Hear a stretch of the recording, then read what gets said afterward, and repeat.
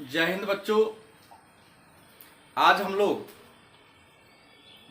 भारतीय संविधान के बारे में चर्चा करेंगे। भारतीय संविधान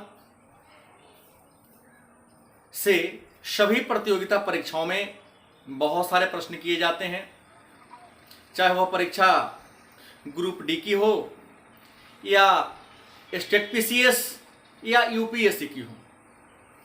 लेकिन ये भारतीय संविधान बिहार बोर्ड की 11वीं कक्षा के सिलेबस है। अतः 11वीं कक्षा के छात्र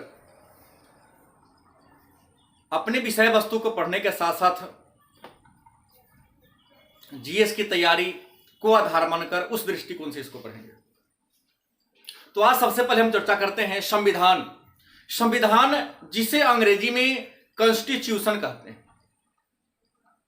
मन में प्रश्न होगा कि संविधान क्या है, संविधान किसे कहते हैं। तो संविधान कानून का लिखित दस्तावेज है। संविधान कानून का एक लिखित किताब है। उसी किताब के द्वारा हमारे देश के या किसी भी देश के शासन व्यवस्था को चलाया जाता है। मन में दूसरा प्रश्न होगा कि हमें या किसी देश को संविधान की क्यों जरूरत पड़ती है। तो पहले साथ संविधान जान ले। संविधान दो शब्दों के मिलने से बना है। सम जोर विधान। सम का मतलब होता है बराबर और विधान का मतलब होता है कानून। किसी भी देश में संविधान की क्या जरूरत है, किसी देश के लिए संविधान की क्यों जरूरत है। तो किसी भी देश के लिए संविधान इसलिए जरूरी है ताकि देश होगा, अगर समान प्रकार की कानून होगी, एक प्रकार की कानून होगी, तो जनता में किसी प्रकार का उपद्रव या अराजकता की स्थिति नहीं होगी। लेकिन एक प्रकार का कानून नहीं होगा, जैसा कि 1803 ईस्वी से पहले फ्रांस में था, 1776 ईस्वी से पहले अमेरिका में था। अगर एक संविधान नहीं होगा, एक प्रकार की न्याय व्यवस्था नहीं होगी, कानून व्यवस्था नहीं होगी, तो लोग लोग नहीं, राज्य राज्य नहीं, अराजकता हो जाएगी। तो एक लोक कल्याणकारी राज्य की स्थापना करने के लिए, जनता के सर्वांगीण विकास के लिए संविधान की जरूरत पड़ती है। किसी देश के पास संविधान होता है तो अच्छी बात है, जिस देश के पास संविधान नहीं होता है तो संविधान के निर्माण करते हैं। भारत का संविधान, कई बार लोग प्रश्न करते हैं कि भारत का संविधान कब बना। ये प्रश्न जायज नहीं है, क्योंकि संविधान का निर्माण क्रमिक विकास से हुआ है। एक दिन में हमारा संविधान बनकर तैयार नहीं हुआ है कि कोई तारीख कह दे कि संविधान कब बना। हाँ, संविधान कब बनकर तैयार हुआ, यह तारीख है। हमारा संविधान 26 नवंबर 1949 ईस्वी को बनकर तैयार हुआ। लेकिन इसका मतलब यह नहीं कि 26 नवंबर 1949 को ही संविधान लिखाना शुरू हुआ, उसी दिन तैयार हो गया। बल्कि संविधान एक लंबी प्रक्रिया के द्वारा क्रमिक विकास का परिणाम है। 2 वर्ष 11 महीना 18 दिन में हमारा संविधान बनकर तैयार हुआ। तो आइए, संविधान और संविधान के मुख्य बातों को जानने से पहले हम सबसे पहले चर्चा करेंगे कि भारत में संवैधानिक विकास का क्रम। तो भारत के में संविधान का निर्माण या संविधान का क्रमिक विकास ईस्ट इंडिया कंपनी के शासनकाल में हुआ। हम सभी जानते हैं कि भारत, हमारा देश भारत, इंग्लैंड का उपनिवेश था, इंग्लैंड का गुलाम था। और अंग्रेजों के शासनकाल में, ईस्ट इंडिया कंपनी के काल में, ईस्ट इंडिया कंपनी के कर्मचारियों ने भारत और भारतीय संपदा का इस तरीके से विद्रोह करना शुरू कर दिया, भारतीयों पर इस तरीके से अत्याचार किया कि भारत के लोग उग्र हो गए। उनकी निजी मामला में हस्तक्षेप करने लगे। इसी बात को मद्देनजर रखते हुए ब्रिटेन की संसद ने, ब्रिटेन की महारानी ने क्रमिक रूप से भारत के लोगों के हितों की सुरक्षा करने के लिए धीरे धीरे कुछ अधिकार देना प्रारंभ कर दिया, और वहीं से संविधान के विकास की बात शुरू हो जाती है। प्रश्न हुआ तो ईस्ट इंडिया कंपनी जो भारत में 1608 ईस्वी में कैप्टन हॉकिंस के साथ आया था, उसकी स्थापना कब हुई? तो ईस्ट इंडिया कंपनी जो इंग्लैंड की कंपनी थी, जो एक संयुक्त कंपनी थी, उसकी स्थापना 31 दिसंबर 1600 ईस्वी को हुई थी। और यह ईस्ट इंडिया कंपनी प्रारंभ में भारत में व्यापार करने के उद्देश्य से आया था, लेकिन खंडित राष्ट्रीयता, लोगों में एकता के अभाव, राष्ट्रीयता की कमी को देखकर व्यापारिक कंपनी के जगह एक शासन करने वाली कंपनी के रूप में अपने आप को तब्दील कर लिया। हालांकि अंग्रेजों का भारत में प्रवेश 1608 ईस्वी में हुआ था। भारत आने वाला पहला अंग्रेज कैप्टन हॉकिंस था। उस समय मुगल बादशाह जहांगीर थे, और जिस वर्ष 31 दिसंबर 1600 ईस्वी को ईस्ट इंडिया कंपनी की स्थापना हुई, उस वर्ष इंग्लैंड की महारानी एलिजाबेथ थी, जो रोमनोव वंश की थी, और भारत में मुगल वंश का शासन था। और भारत का जो शासक था 1600 ईस्वी में, उनका नाम था अकबर। मतलब ईस्ट इंडिया कंपनी की स्थापना के समय भारत का मुगल बादशाह अकबर था। और जब ईस्ट इंडिया कंपनी के कर्मचारी या भारत आने वाला पहला अंग्रेज कैप्टन हॉकिंस था, तो कैप्टन हॉकिंस जब आया इंडिया में, तो उस समय जहांगीर का शासन था। जहांगीर अकबर के पुत्र थे। तो ईस्ट इंडिया कंपनी प्रारंभ में व्यापार करने आई, लेकिन भारत की राजनीतिक स्थिति को देखकर व्यापार करने वाली कंपनी एक शासन करने वाली कंपनी के रूप में तब्दील हो गई। और आपको बता दें, ईस्ट इंडिया कंपनी ने भारत की सत्ता को अपने हाथ में 1757 ईस्वी में ले लिया, और 1757 ईस्वी में एक युद्ध हुआ था। उस युद्ध को हम पलासी के युद्ध के नाम से जानते हैं।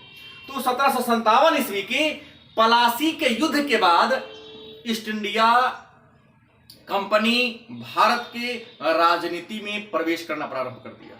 1764 में बक्सर के युद्ध के बाद, मतलब 1764 में बक्सर का युद्ध हुआ था। इस बक्सर के युद्ध ने ईस्ट इंडिया कंपनी की स्थिति को और मजबूत कर दिया, क्योंकि बक्सर के युद्ध में ईस्ट इंडिया कंपनी ने, मतलब अंग्रेजों ने, दिल्ली के सुल्तान शाह आलम द्वितीय को पराजित कर दिया था। 3 शक्तियों को पराजित किया था। दिल्ली के सुल्तान शाह आलम द्वितीय, अवध के नवाब शुजाउद्दौला और मीर कासिम। स्थिति मजबूत हो गई, और 1764 के बक्सर के युद्ध के बाद 1765 में इलाहाबाद की संधि हुई थी, और इस इलाहाबाद की संधि के द्वारा ईस्ट इंडिया कंपनी को तो बहुत सारे अधिकार मिले ही, लेकिन जो सबसे महत्वपूर्ण अधिकार था, वही संधि के द्वारा बंगाल, बिहार और उड़ीसा का दीवानी अधिकार ईस्ट इंडिया कंपनी को मिल गया। तो आइए भारत के संवैधानिक विकास की बात करें। इससे पहले एक बात जाने कि भारत में जो संविधान बना, तो जिस योजना के द्वारा बना, उस योजना का नाम है कैबिनेट मिशन योजना। भारत के संविधान का निर्माण कैबिनेट मिशन योजना के द्वारा हुआ है, और भारत के संविधान को निर्माण करने वाली सभा का नाम है संविधान सभा। मतलब संविधान बनाने वाली सभा का नाम था संविधान सभा, लेकिन जिस योजना के द्वारा भारत के संविधान का निर्माण हुआ, उसका नाम था कैबिनेट मिशन योजना। उस कैबिनेट मिशन का भारत में आगमन 1946 में होता है। उसमें 3 सदस्य थे, स्टेफर्ड क्रिप्स, एबी अलेक्जेंडर और सर पैट्रिक लॉरेंस। इसमें सर पैट्रिक लॉरेंस अध्यक्ष थे, और बाकी 2 सदस्य थे। इसका नाम कैबिनेट मिशन योजना इसलिए पड़ा कि यह तीनों ही व्यक्ति, चाहे वो एबी अलेक्जेंडर हो, स्टेफर्ड क्रिप्स हो या सर पैट्रिक लॉरेंस हो, इंग्लैंड के संसद के कैबिनेट मंत्री थे। मतलब कैबिनेट मंत्रालय के मेंबर थे, जो कैबिनेट रैंक के तीनों मंत्री थे, और उनके नेतृत्व में इनका आगमन हुआ था। इसलिए इसका नाम पड़ गया था कैबिनेट मिशन, क्योंकि तीनों कैबिनेट के मंत्री थे। तो भारत में संविधान के विकास की बात करें, इससे पहले छोटा सा बात और जान ले कि अंग्रेजों ने भारत में लगभग 200 वर्ष और एकदम एक्यूरेट आंकड़ा है, 190 वर्षों तक शासन किया। अंग्रेजों ने भारत में 190 वर्षों तक शासन किया और ये 190 वर्षों के शासनकाल को हम दो वर्गों में बांटते हैं। 190 वर्षों के शासनकाल को दो वर्गों में बांटते हैं। पहला वर्ग है BIEC, मतलब ब्रिटिश ईस्ट इंडिया कंपनी का काल, और दूसरा महारानी का काल। मतलब भारत में अंग्रेजों ने 190 वर्षों तक शासन किया। इसमें 1757 से 1857 तक, मतलब 1757 में पलासी के युद्ध से लेकर 1857 के सिपाही विद्रोह तक, मतलब ईस्ट इंडिया कंपनी का शासन था, कंपनी का शासन। और 1857 ईस्वी के सिपाही विद्रोह के बाद भारत की सत्ता ईस्ट इंडिया कंपनी के हाथ से निकलकर इंग्लैंड की महारानी के हाथ में चल गई। मतलब 1858 से लेकर 1947 तक भारत का सत्ता ब्रिटेन की महारानी के हाथ में था। तो इन दोनों ही आधार पर अगर देखकर चले तो भारत के संवैधानिक विकास के दो चरण हैं। पहला ईस्ट इंडिया कंपनी का काल में संवैधानिक विकास, और दूसरा महारानी के शासनकाल में संवैधानिक विकास। तो ईस्ट इंडिया कंपनी के शासनकाल में भारत के संवैधानिक विकास के कुछ चरण हैं। ईस्ट इंडिया कंपनी के काल में भारत के संविधान के विकास के लिए ब्रिटेन की संसद ने कुछ कानून पारित करके भेजा था। इसमें पहला था रेगुलेटिंग एक्ट। यह कानून 1773 ईस्वी में आया था। रेगुलेटिंग एक्ट के बाद दूसरा जो एक्ट आया था उसका नाम था एक्ट ऑफ सेटलमेंट, और एक्ट ऑफ सेटलमेंट इसका आगमन 1781 में हुआ था। एक्ट ऑफ सेटलमेंट के बाद तीसरा जो एक्ट आया उसका नाम था पिट्स इंडिया एक्ट, और पिट्स इंडिया एक्ट 1784 में आया था। पिट्स इंडिया एक्ट के बाद जो 5वें नंबर पर एक्ट आया था, सॉरी 4थे नंबर पर, उसका नाम था चार्टर एक्ट। चार्टर एक्ट को हम राज्यादेश के नाम से भी जानते हैं। इसका आगमन 1793 में हुआ था। उसके बाद पुनः 1813 में चार्टर एक्ट आया, पुनः 1833 में चार्टर एक्ट आया, और पुनः 1853 में चार्टर एक्ट आया। तो ईस्ट इंडिया कंपनी के शासनकाल में भारत के संवैधानिक विकास के लिए के 7 चरण हैं। कितने चरण हैं? 7। Number 1 regulatory act, number 2 act of settlement, number 3 Pitt's India act, number 4 charter act 1793, number 5 charter act 1813, number 6 charter act 1833, number 7 charter act 1853। चूंकि 1853 ईस्वी के बाद 1857 में सिपाही विद्रोह हुआ, और सिपाही विद्रोह के बाद भारत पर से ईस्ट इंडिया कंपनी के शासन की समाप्ति हो गई और भारत का शासन इंग्लैंड की महारानी के हाथ में चला गया। तो इंग्लैंड की महारानी के शासनकाल में भी भारत के संवैधानिक सुधार की दिशा में कुछ काम हुए। इसमें पहला हुआ था भारत शासन अधिनियम 1858, दूसरा भारत परिषद अधिनियम 1861, तीसरा भारत परिषद अधिनियम 1892, चौथा भारत परिषद अधिनियम 1909। उस 1909 के अधिनियम को हम मार्ले मिंटो सुधार अधिनियम के नाम से, इसको हम मार्ले मिंटो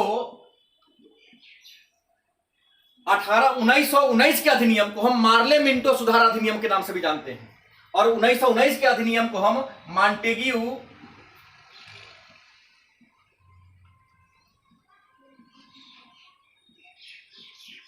मॉन्टेग्यू चेम्सफोर्ड अधिनियम ही कहते हैं।